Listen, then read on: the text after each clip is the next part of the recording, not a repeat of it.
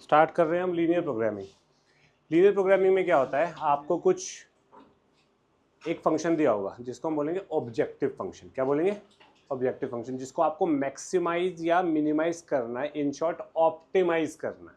Optimisation मतलब समझते हो? ऑप्टिमाइजेशन मतलब होता है बेस्ट पॉसिबल यूज। क्या होता है? Best possible use. ठीक है, बेस्ट पॉसिबल यूज का मतलब ये भी हो सकता है कि मैक्सिमाइज करना पड़े या मिनिमाइज। एक्सपेंडिचर है मिनिमाइज, अगर अर्निंग है तो मैक्सिमाइज, काइंड ऑफ ऐसी चीजें। ठीक है, ऑप्टिमाइज मतलब या तो मैक्सिमाइज करना पड़ेगा या मिनिमाइज। कोई प्रॉब्लम? ठीक है, अब एक होता है ऑब्जेक्टिव फंक्शन जिसको हमें मैक्सिमाइज या मिनिमाइज करना है। अब कुछ होती है कंडीशंस या कंस्ट्रेंट्स। क्या होता है? कंस्ट्रेंट, जिसके दायरे में रह के हमें उस फंक्शन को ऑप्टिमाइज करना होता है। ठीक है, अब ये जो कंस्ट्रेंट्स होते हैं ये आपकी लीनियर इनइक्वालिटीज होती है। क्या होती है? Linear inequalities. लीनियर इनइक्वालिटीज आपको क्या देती है? गलत। लाइन तो स्ट्रेट लाइन देती है, इक्वालिटी देती है लाइन तो। कर्व लीनियर, लीनियर है तो कर्व स्ट्रेट लाइन होगा, लीनियर है तो कर्व स्ट्रेट लाइन होगा। तो लीनियर इक्वालिटी स्ट्रेट लाइन देगी, लीनियर इनइक्वालिटी क्या देती है? रीजन। कोई भी इनइक्वालिटी रीजन देती है ना भाई, कोई भी इक्वालिटी हमें कर्व देता है। एरिया में भी हमने पढ़ा था वो इक्वल टू लेस देन वाले में। तो हमें लीनियर इनइक्वालिटी दी होगी तो हमें रीजन प्रोवाइड होगा, और हमें दो या दो से ज्यादा लीनियर इनइक्वालिटी दी होगी तो हमें एक कॉमन रीजन प्रोवाइड होगा। होगा कि नहीं? अगर मेरे को कॉमन रीजन प्रोवाइड हो गया तो उस कॉमन रीजन को बोलेंगे फिजिबल रीजन। क्या बोलेंगे? Feasible region. और जो कॉमन रीजन नहीं है उसको क्या बोलेंगे? Infeasible region. कोई दिक्कत? उस फिजिबल रीजन में जितने भी पॉइंट्स हैं उनको क्या बोलेंगे? Feasible solution. कि वो पॉइंट्स अगर मैं लीनियर इनइक्वालिटी में डालूं तो वो सेटिस्फाई होंगी, क्योंकि वो दोनों का कॉमन रीजन आ रहा है, सेटिस्फाई होंगी। और वो पॉइंट्स अगर डालने पे, मतलब उन पॉइंट्स के अलावा पॉइंट्स में लीनियर इनइक्वालिटी पे डालूं तो वो सेटिस्फाई नहीं होंगे, तो उनको बोलेंगे इनफिजिबल सॉल्यूशन। बात समझ आई? पक्का? अगर ये समझ आ गया तो चैप्टर 90% खत्म हो गया है। 10% में हम क्वेश्चन सॉल्व करना सीखेंगे अब। ठीक है, अब आप सिर्फ और सिर्फ ये चीजें नोट कीजिए। जो मैंने आपको भी हिंदी में बताया वो इंग्लिश में, इसके अलावा सिर्फ क्वेश्चन है और कुछ नहीं है इस पूरे चैप्टर में। ठीक है, फटाफट लिखिए इसको। अब हमें करना क्या है, जैसे मैं आपको एक एग्जाम्पल के थ्रू बता देता हूँ। मेरी हेल्प कराना जरा इस एग्जाम्पल में। कैलकुलेशन आप लोग ही करेंगे, बस लास्ट पेज खोल लो, कैलकुलेशन पे ध्यान देना आप। ठीक है, जो मैं समझा रहा हूँ उस पर बस। मैक्सिमाइज इसको करना है तो ये चीज़ मेरी क्या हो गई? Objective function. z से हम जनरली या 99.9% मतलब 100% z ऑब्जेक्टिव फंक्शन होता है। ठीक, subject to this. Subject to this मतलब these are the constraints. Clear? अब ये कंस्ट्रेंट्स दिए हुए हैं अपने को, तो अपन क्या करते हैं, काम करते हैं, हम ये कंस्ट्रेंट्स देखते हैं जरा क्या बन रहे हैं। X y greater than zero, x greater than zero मतलब एक्स इक्वल टू जीरो। हम इनइक्वालिटी कैसे सॉल्व करते हैं ये पता है ना सबको? नहीं पता? भूल गए? नहीं पता? सुनो ध्यान से। X greater than equal to zero का मतलब हो गया जो भी इनइक्वालिटी है उसको हटा के इक्वल टू लगाओ। एक्स इक्वल टू जीरो मतलब वाई एक्सिस। ठीक है, वाई एक्सिस ने इस प्लेन को कितनी जगह काटा? राइट और लेफ्ट में काटा, दो जगह। इधर कोई भी एक पॉइंट लो, 10,0 लिया, 10,0 x greater than equal to zero को सेटिस्फाई करता है, तो यानी कि ये वाला रीजन आंसर हो गया। क्लियर? यानी कि मेरे पास ये वाला रीजन आंसर हो गया।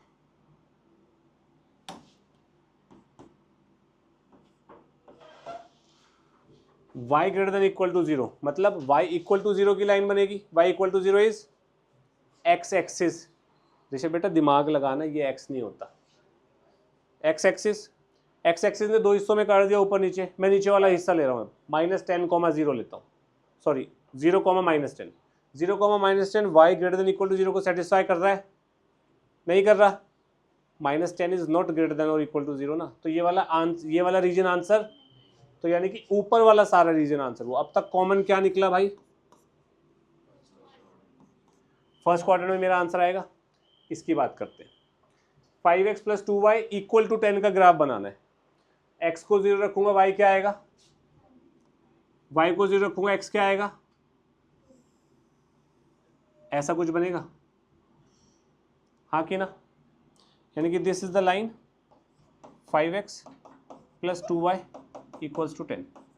किसी बच्चे को कोई डाउट है?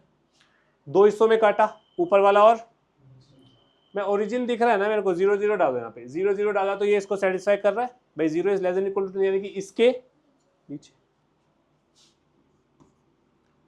ये एरो हमें बताएंगे, बार बार देखना नहीं पड़ेगा। अब ये वाली लाइन क्या बनेगी जरा मेरे को बताना। x को 0 डालो तो y कितना आया 3, y को 0 डालो तो x कितना आया, ऐसे ही कुछ बनेगा भाई,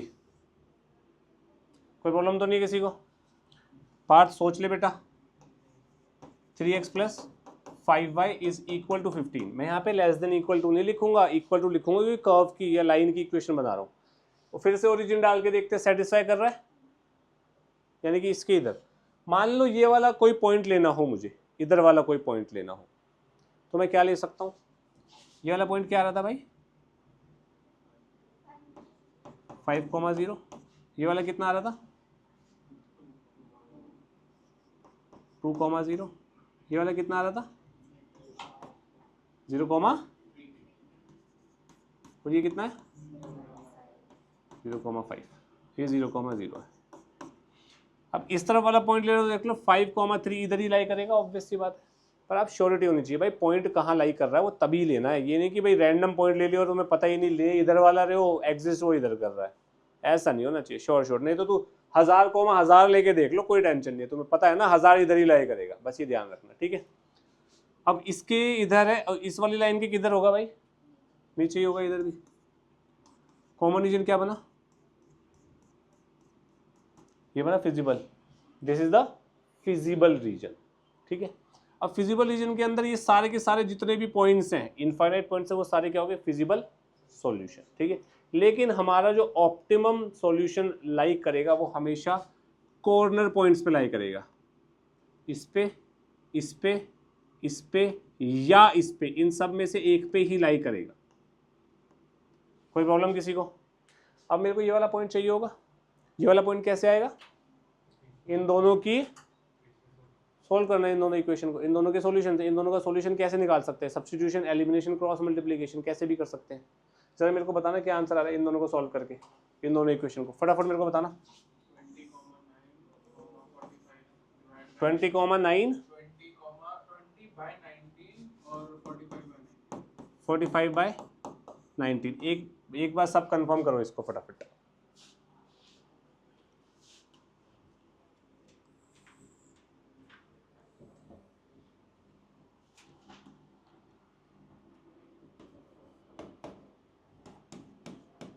फटाफट कंफर्म कीजिए।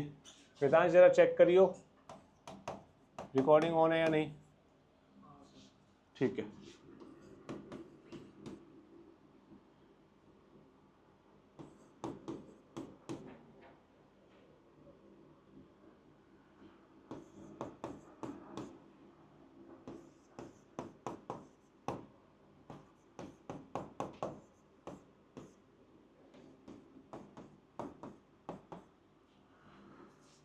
अब तक नहीं आया आंसर, मैच हो रहा है ये, एक एक्स निकाल लो, एक वाई निकाल लो यार।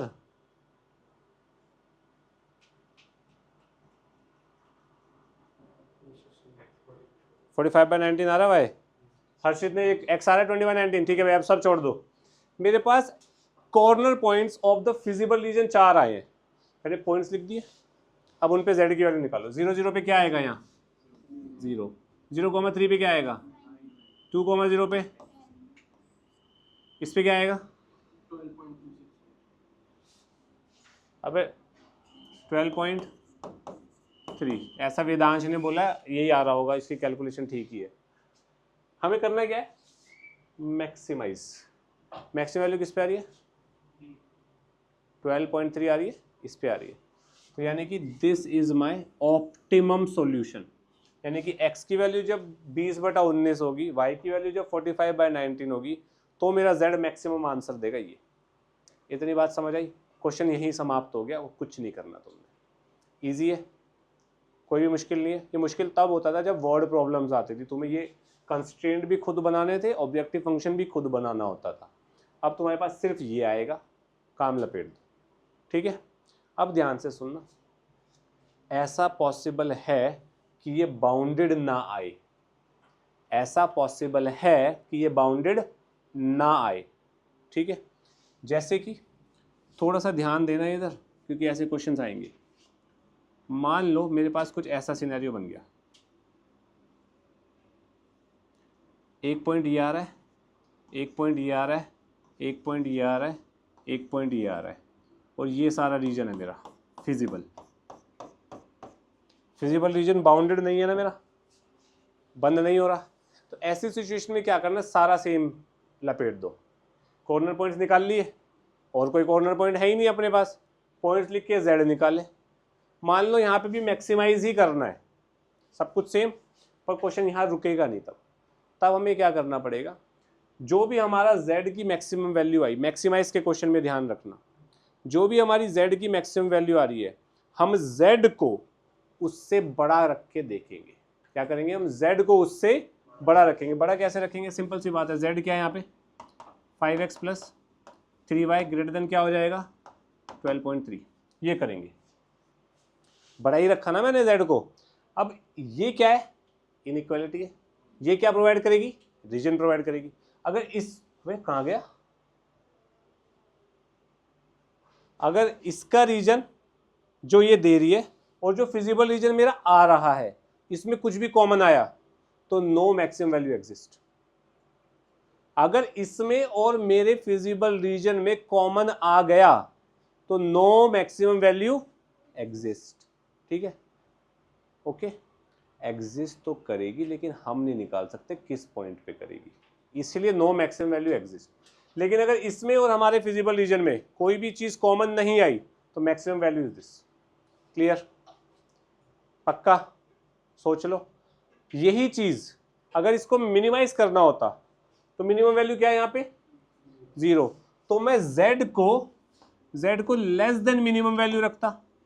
ये भी क्या है, इनइक्वालिटी है। इनइक्वालिटी और मेरे फिजिबल रीजन में, अनबाउंडेड फिजिबल रीजन में अगर कुछ कॉमन आता तो minimum value doesn't exist, common नहीं आता तो मिनिमम वैल्यू इज। बात समझ आ गई, मैक्सिमम में उससे बड़ा रखना है z को मैक्सिमम वैल्यू से, मिनिमम में z को मिनिमम वैल्यू से छोटा रखना है। कॉमन रीजन आया तो डजंट एग्जिस्ट, कॉमन रीजन नहीं आया तो एग्जिस्ट। क्लियर। दूसरी चीज, यहाँ पे इक्वल टू लगाया मैंने, नहीं लगाया, इक्वल टू नहीं लगता तो ये जो लाइंस बन रही है ये क्या बनती है, डॉटेड बनती है।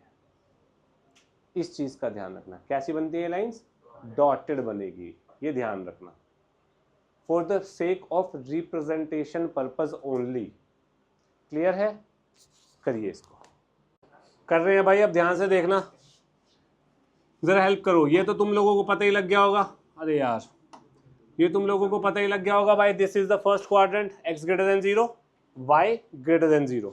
ये थोड़ा टेढ़ा बन गया पर ठीक है, फील ले लेना इसमें। ये वाला क्या बनेगा 0,4 4,0,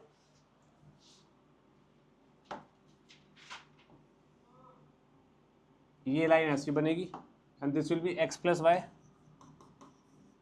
इक्वल टू 4। यहाँ पे मैंने 0 0 डाला तो सेटिस्फाई नहीं हो रहा, इसका मतलब ऊपर। x plus 2y is equal to 6 की क्या लाइन बनेगी भाई, बताना जरा। x को जो डालूंगा y 3 पे जाएगा, और y को जो डालूंगा x 6 पे जाएगा। ये बन रही है कुछ लाइन,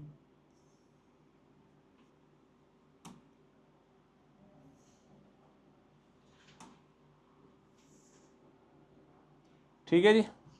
ये बन रही है x plus 2y is equal to 6 की, और यहाँ पे भी 0 0 डालूंगा तो सेटिस्फाई नहीं हो रहा पार्थ, तो यानी कि यहाँ से भी ऊपर जाएगा, है ना भाई। अब यानी कि फर्स्ट क्वाड्रेंट में इसके ऊपर इज दिस रीजन, ठीक है पार्थ। कोने वाले पॉइंट इज दिस वन, 1 2 3। अरे ये पॉइंट लिखना भूल गया यार, बताना जरा क्या था ये, 6,0, this will B 2,2 and this will B 0,4, ठीक है। क्लियर है इतना। अनबाउंडेड रीजन में 3 ही कॉर्नर पॉइंट्स आ रहे हैं ना बस, तो फिर से अब अपन वही करते हैं यार, पॉइंट्स z कितना आया है 2x plus 3y, point is 2,2, 0,4 and 6,0, 6,0 डालूंगा तो 12 आएगा, 0,4 डालेंगे 12 आएगा, 2,2 डालेंगे 6 + 4 10 आ रहा है। मिनिमम वैल्यू निकालनी तो this will be my minimum value, but the region is unbounded. तो अब ध्यान से सुनना, ये आप याद करने के लिए ऐसे कर सकते हैं कि मिनिमम वैल्यू जब भी आ जाए और अनबाउंडेड रीजन है तो z is less then minimum, maximum है तो z is less then maximum. इसका रीजन देखना है। अगर इन दोनों का रीजन मतलब रिस्पेक्टिव प्रॉब्लम्स में, हमारे पास ये वाली प्रॉब्लम किसकी है, इस वाले की है, रिस्पेक्टिव प्रॉब्लम्स में अगर कॉमन रीजन आता है तो हमारा मिनिमम या मैक्सिमम वैल्यू एग्जिस्ट नहीं करती, कॉमन रीजन नहीं आता तो करती है। यहाँ वाला देखते हैं एक बार, z क्या है 2x + 3y, 2x + 3y is less then 10, 2x + 3y less than 10 की क्या वो बनेगी, x को 0 रखा, y को 0 रखा, x क्या आ रहा है 5, यहाँ से 5,0 और मैं अब y निकालना है मेरे को, एक काम करना है 2,2 सेटिस्फाई कर रहा है ना इसको, 4 + 6 = 10 हो रहा है, बट यहाँ पे लाइन कौन सी बनेगी, डॉटेड, क्योंकि यहाँ पे इक्वल टू नहीं आ रहा, तो इन दोनों पॉइंट्स पे डॉटेड लाइन, ये लाइन बनी, ये रेड कलर की लाइन दिख रही है ऋषभ, तुझे नहीं दिख रही बाबू, ये देख अब दिख रही है ये तेरे को लाइन, ये लाइन और इस रीजन में कुछ भी कॉमन आ रहा है, नहीं आ रहा, तो इसका मतलब minimum value is z minimum is 10। अगर मान ले ये लाइन यहां की बजाय यहां से चली जाती, minimum value does not exist. Clear है भाई? और कैसे देखेगा भाई मेरे, क्या तभी तो बोले ना, रीजन कॉमन आएगा तो मिनिमम या मैक्सिमम एग्जिस्ट नहीं करेगी, कॉमन नहीं आएगा तो वही है भाई जो है। क्लियर?